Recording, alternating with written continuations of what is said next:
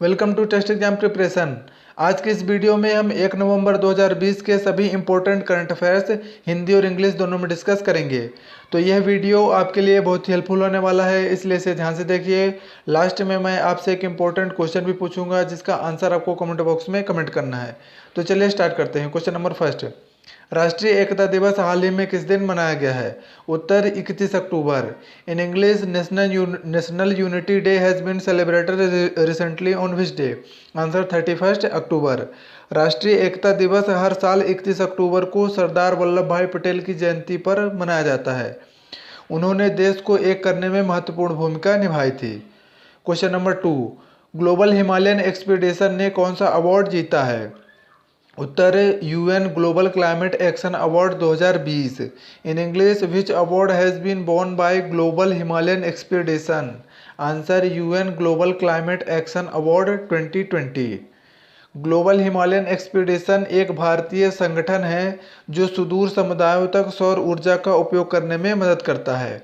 2020 का UN global action award global Himalayan expedition ने जीता है। क्वेश्चन नंबर 3, कौन सा बैंक एशिया का सबसे सुरक्षित बैंक घोषित किया गया है?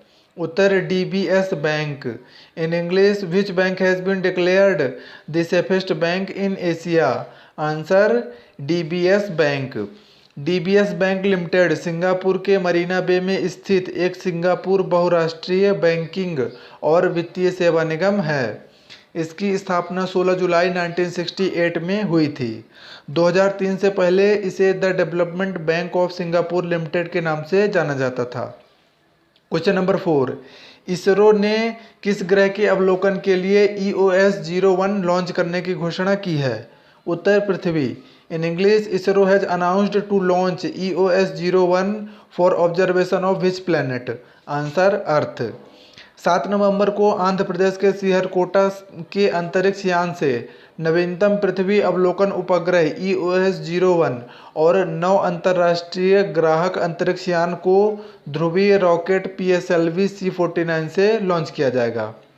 इसरो का फुल फॉर्म है Indian space and research organisation, यानी भारतीय अंतरिक्ष अनुसंधान संगठन। यह एक राष्ट्रीय अंतरिक्ष एजेंसी है जिसका मुख्यालय बेंगलुरु में है। यह दुनिया की 6 सरकारी एजेंसियों में से एक है जिसमें पूर्ण प्रक्षेपण क्षमता, क्रायोजेनिक इंजन और कृत्रिम उपग्रहों के बड़े बेड़े को संचालित किया जाता है। इसकी स्थापना 15 अगस्त 1969 में हुई थी और इसके अध्यक्ष के सिवन यानी कैलाश वादिव सिवन हैं।